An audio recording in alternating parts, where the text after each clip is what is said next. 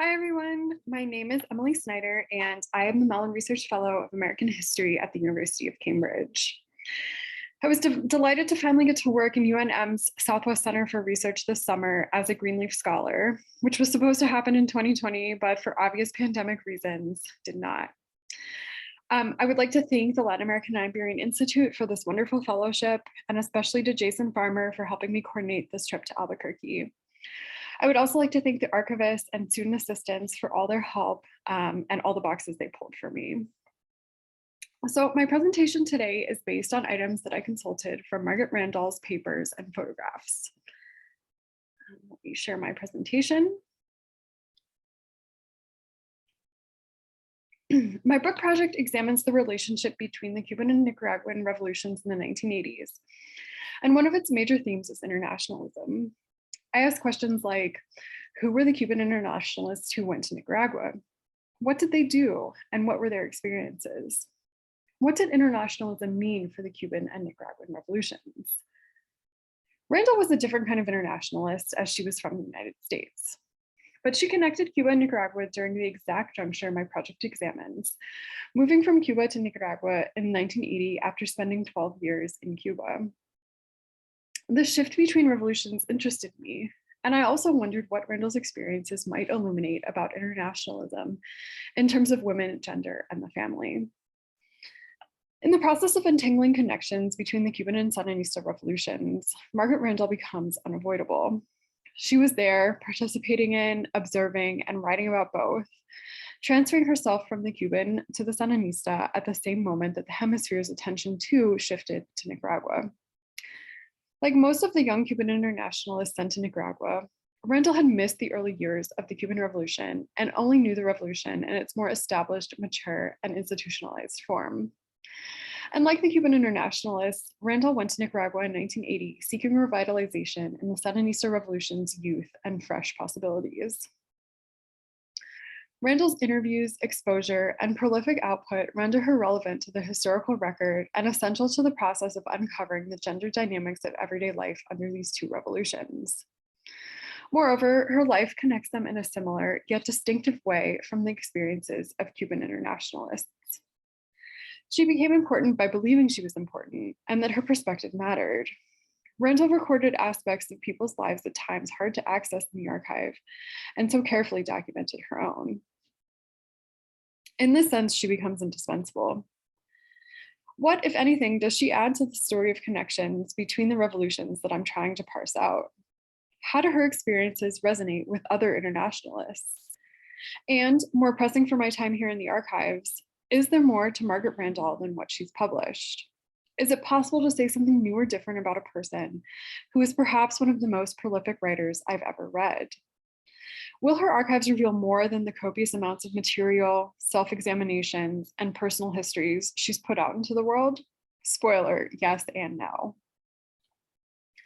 Before working with Randall's archives, I understood from her books that family and motherhood shaped her experiences within the Cuban and Sandinista revolutions. Randall experienced both revolutions as a mother, as a woman, but also insists that she engaged with them as a mother. Family concerns shaped her move to Cuba in 1969. Mexican authorities had confiscated her passport because of her involvement in the Mexican student movement, which prevented her from leaving the country. She sent her 4 children, aged 3.5 months, 5 years, 6 years, and 8 years old, onto Havana on July 25th, 1969, under the care of Cuban authorities. Randall joined them in Cuba months later, after using connections to the Mexican mafia to get out of the country and then relying on Cuban comrades to get to the island via Czechoslovakia. Reflecting on the trauma of the children's abrupt escape from Mexico without parents, Randall laments in her book To Change the World, quote, how deeply they were scarred by this necessary separation, how profound were the feelings of abandonment that would continue to plague at least several of them for years, end quote. Randall's children were not in a unique situation in Cuba because the revolution had been taking in thousands of children of leftists and revolutionaries from across the hemisphere, raising them while their parents were off fighting, or if they had been killed. Providing for these children, offering them a safe and more stable life, and educating them in the Cuban system constituted one strategy Cuban leaders used to build the revolutionary family and cultivate sympathy abroad. Authorities facilitated the transfer of Randall's children from Mexico to Cuba, thus solidifying her own move there. In the archive, I became a lot more interested in Randall's family and her experience mothering 4 children while being revolutionary. More difficult to ascertain, I also became interested in her children's experiences. It's clear that Randall loved her children, took care of them, and was more or less present in their lives. But it also became clear that in many ways, revolutionary work came first. I wonder if she was more revolutionary than the other internationalists in this sense. Her dedication to the Cuban Revolution mirrored closely with official rhetoric.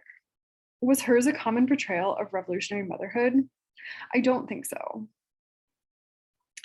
Randall initially left 3 out of the 4 children in Cuba when she moved to Nicaragua. Gregory and Sarah were young adults by then, but Jimena was still in high school. This followed other Cuban women internationalist experiences of leaving children in Cuba while they completed internationalist missions. Randall, of course, was different from these Cuban women because she could bring her children with her, and she was not performing an internationalist mission for the state. But I wonder if part of her move to Nicaragua was because of the intense atmosphere of internationalism seeping through Havana in the late 1970s. This messaging of real revolutionary sacrifice for internationalist causes and the global socialist revolution was everywhere. While working in the archive, I also read Gregory Randall's memoir, which came out in English in 2017, and he illustrated how this thinking certainly permeated the Randall family. It came not only from revolutionaries that passed through their apartment, including Sandinistas, but more on that later, but also clearly from broader society. Gregory talks about how him and his friends were preparing for the ultimate goal of leaving to go on an internationalist mission, that this was everything and that the revolution had prepared them for. He got involved, did the Chilean Mirror solidarity work, and he was ready to drop everything and say goodbye to his family and girlfriend at any moment. Some of his friends even dropped out of school after being told that their time to leave was imminent. Gregory eventually did leave Cuba to work on behalf of the Mirror, but as a functionary, not as a guerrilla. I argue that Randall illustrates everyday differences between the Cuban and Sandinista revolutions in her books by considering how her children lived under each and how the revolution treated young people. In Cuba, Randall's children encountered the revolution through organized schooling. She characterizes their lives as safe and solid, integrated into the defined boarding school system that the Cubans had concocted in the 1970s. In contrast, everyday life was in flux in Nicaragua, with the constant threat of counterattack. Her youngest daughter, Ana, moved with her to Nicaragua, and Jimena joins them a year later. Randall recounts that, quote, a lot of their experiences in Nicaragua weren't so much the classrooms as they were in the militia, in the brigades of young people participating in the defense of the country, end quote. This existence was a dramatic shift after life in Cuba. This is what I had gleaned from published interviews with Randall and from what she recounts in I Never Left Home. The archive reveals more about these different experiences.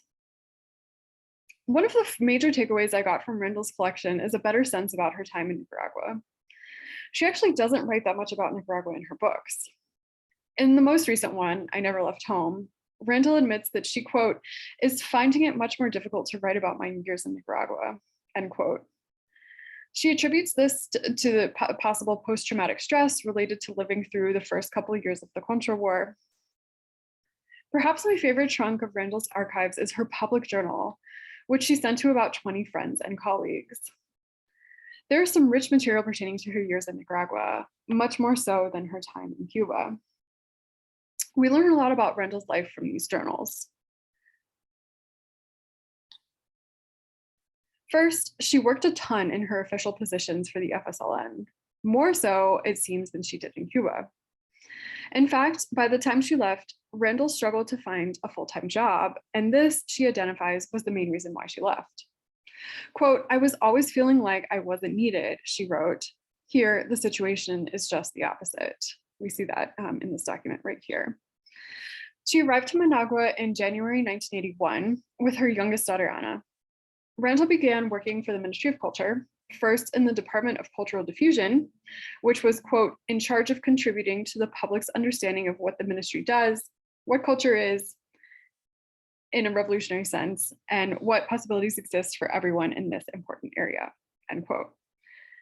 She moves to the Department of Propaganda and Political Education of the FSLN at the end of 1981 in the programming department.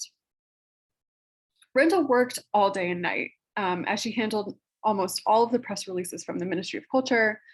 She wrote 2 to 3 full-length articles each week. She did half of the ministry's photographic work. She contributed to Ventana, and she also did propaganda work for the Women's Association on top of all of this. Randall had fallen out of favor with the Cuban Revolution for reasons that are never really clear. Why did her utility shrink? Was it because institutionalization had more or less been completed? Was it because of feminism, as she suspected? Through Randall's situation, we get a sense of what other Cuban internationalists might have experienced in their work shifting from Cuba to Nicaragua. In Cuba, Randall had become uninspired, more or less, caught in the whims of an institutionalized revolution that decided her solidarity wasn't as necessary as it once might have been. She's a bit aimless. In Nicaragua, however, she starts working these crazy hours, dedicating everything to the young revolution, in total awe of this revolutionary momentum. We feel this rejuvenation, the purpose, the crushing pace of trying to make revolution work. But there's also the issue of military mobilization and the very real threat of US invasion. Quote, it's a privilege living in a time like this, an exceptional way of being able to see history unfold before one's eyes. And to be part of that history, ... she writes. We see that in this document here on the right.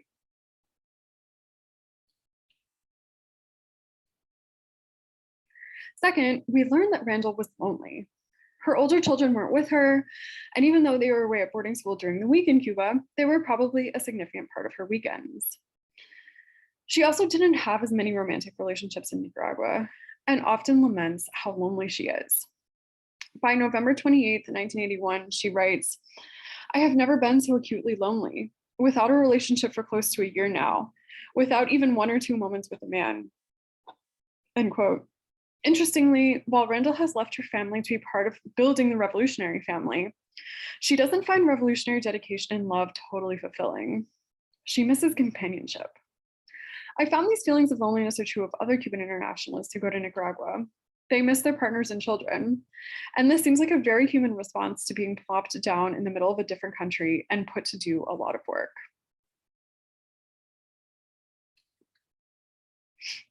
Randall's journals from Nicaragua also give us a sense about Ana, who moved at 11 but turned 12 in March 1981 and was newly uprooted from life in Cuba.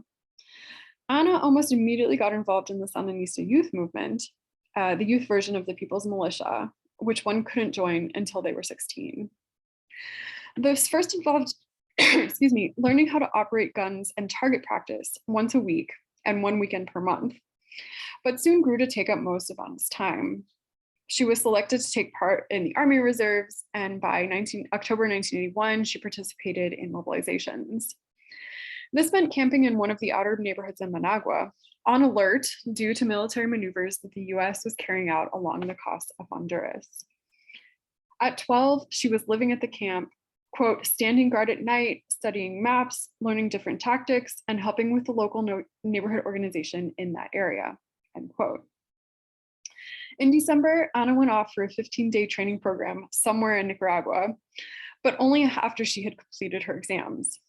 Apparently, she struggled with grades and adapting to the Nicaraguan schools and barely passed, preferring to spend her time instead with the battalion in the mountains.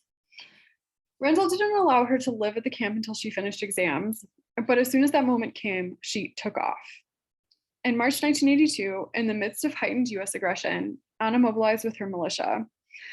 Randall recounts that, quote, I don't know where she is, and I think of her almost constantly, her fresh 13 years stalking my eyes and fingertips. How many mothers today are thinking of their sons and daughters, end quote. I really like this portrait Randall gives us because it suggests that she's perhaps most connected to other revolutionary Nicaraguans through this experience of motherhood, of worrying about her daughter out in the countryside, whereabouts unknown. I think Anna's involvement in the militias, her constant coming and going from the city to the mountains, gives Randall, and by extent us, an idea of everyday life in Nicaragua during the early revolutionary years. But what about Randall's other children? What was it like for the kids to be left in Cuba while Randall was in Nicaragua? It depended on the kid. Gregory, the oldest, turned 21 in October 1981. Sarah turned 18 soon after Randall made her permanent move and was deeply embedded in school at La Lenin. She sends Randall all of her report cards, and her letters mostly recount what she's studying and doing at school. On the slide here, I have 2 photos of Sarah's report cards that she sent to Randall in Nicaragua. And I really love these because, first of all, I am low-key obsessed with La Lenin, which is this elite revolutionary high school right outside Havana. And Sarah goes there, and Gregory went there for a little bit too. But Sarah completes high school at La Lenin and is like, again, the super elite high school. I mean, I've never seen report cards from there before. So this was a really fun find for me. So that was Sarah. Jimena, on the other hand, had some hiccups after Randall left. In April, she got pregnant and sought an abortion. What did it mean for Randall to learn of this across the Caribbean? In her journal, she recounted the whole episode with a collected triumphant nonchalance about how Jimena's abortion experience demonstrated the humanity and care of the Cuban Revolution. Jimena went to the clinic in the morning, along with 30 other women also seeking abortions that day. She was done by noon and went to school in the afternoon to sit for an exam. Randall says that, quote, "I naturally would have liked to have been with her through this. One of the things that stands out in my mind is the great worth of the Cuban Revolution, where the real meaning of human care and dignity is transformed into daily acts," end quote. Jimena's abortion experience certainly seems routine and straightforward, something one certainly can't take for granted. But I wonder how she felt about getting pregnant and having an abortion. This second slide, so this slide right here is from Randall's journal that she's again sending to her friends, recounting sort of Jimena's abortion experience. And it seems very routine, very, not a big deal, and Jimena is theoretically fine. Here is a letter that Gregory sends to Randall explaining what happened and how Jimena got pregnant and sort of like the discussions that they went through over what she was going to do about the pregnancy. And Gregory here, remember, is 21. And when Randall leaves, he kind of assumes this figure, this position of like a father, of like a parent to the 2 younger sisters.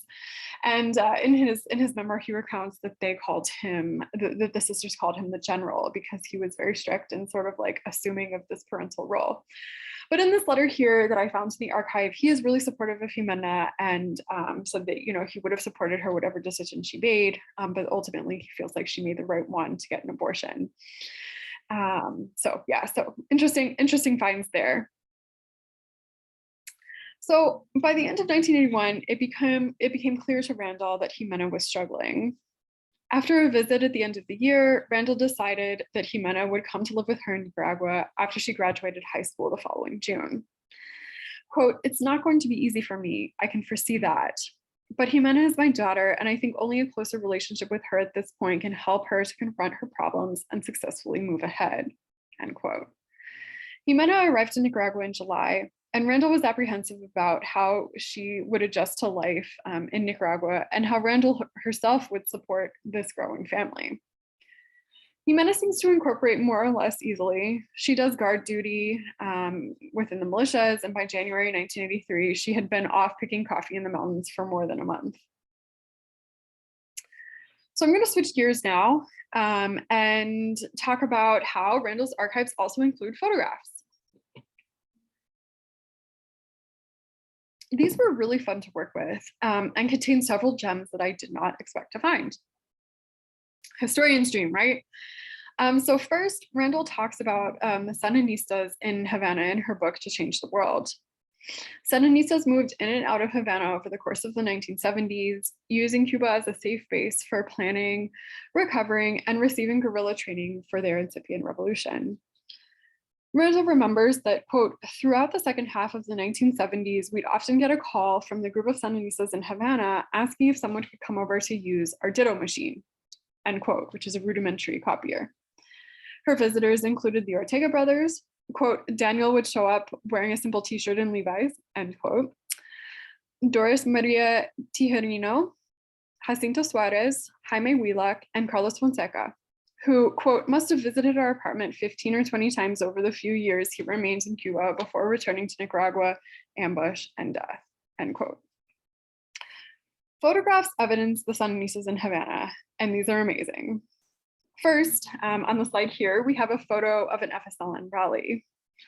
I don't know when Randall took this photograph. My guess would be 1978 or 1979.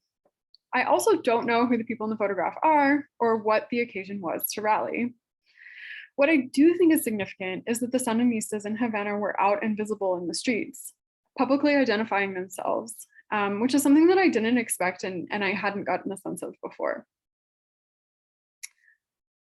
Next, we have a series of photographs of a Sandinista visiting a Cuban primary school class. Based on another photo in To Change the World, I think this is Jacinto Suarez. This photo evidences that Sandinistas themselves promoted solidarity efforts in education about their movement to others in Cuba. I'm also fascinated that the audience here is school children. This suggests internationalism as pedagogy, that revolution would be built abroad and that children would grow up to be key actors in this process. So I love these photos here. We see who may or may not be Jacinto, sort of like playing the guitar, probably singing some solidarity, some like Nicaraguan songs, some revolutionary songs, and this group of school children just like in rapt attention, learning about the Sandinistas is like a really interesting thing to think about. Another series of photographs Randall took depicts some sort of military training camp for Sandinistas, or potentially young Nicaraguans who wanted to join the revolution. They appear to have been bused to some field, complete with an FSLN billboard in the background. We see the billboard here on this next slide, right there in the back. It has a picture of Sandino and like what I can only imagine being some sort of revolutionary slogan in this field where these Nicaraguans are training. So there's shots of military formations, weapons practice, trench shooting, and radio operation. I'm struck most of all by the numbers of young women who participated in the training. We see images of the women here down on the bottom right. We also see them lined up here and carrying guns here. I love that we can count on Randall to capture shots of these women marching, carrying, and presumably firing weapons. Their presence here is well documented, thanks to Randall, but it's also a little surprising. Cuban revolutionary leaders had historically only trained male guerrillas and actively not trained women. See Tanya Harmer's biography on Beatriz Allende for more evidence about this. What is most surprising about these photos, however, is that they exist at all. Cuban training of the Sandinistas in Cuba was an open secret, but still, as far as I know, supposed to have been secret. Why was Randall allowed to go to the training? And why was she allowed to take photos? The only other photos I've seen of Nicaraguans training in Cuba were taken by Andrew St. George in the early 1960s. To find Randall's photos from the late 1970s was something I definitely did not expect. They clearly suggest that she was close to the Sandinistas in Cuba, and that perhaps it was the Sandinistas who wanted the photos taken. Or maybe they just didn't care as much about being discovered as the Cubans did. These photos also evidence the number of young Sandinistas in Havana. I mean, the numbers again are kind of surprising that we see here, like these lines and lines of Sandinistas in Cuba. I also love these final two photos of what I think is like radio training, and over here on the left, trench shooting, perhaps. Now, I want to head towards some concluding thoughts about Randall, her intersections with the Cuban and Nicaraguan revolutions as an internationalist, and her archives. So Randall returned to the US, to Albuquerque at the beginning of 1984. It's a little murky why she left Nicaragua, but according to her memoir and hints in the archive, it's because she basically had a breakdown and the state of increasing violence and war became too much. She was also in her late 40s, and the pace of revolutionary work must have been crushing. Her journals just recount this sort of like continuous exhaustion and continuous work, and the fact that she never sleeps and that she's in the dark room all night, and that there's always, guard duty to go to. And it just sounds like, even as somebody sitting there reading it, like utterly exhausting. This was also a heated moment, 1983, 1984 in Nicaragua, because the US had invaded Grenada in October of 1983. The Contras were amping up their attacks across the country, and everyone thought a US invasion of Nicaragua was imminent. It's totally understandable how all of this became too much.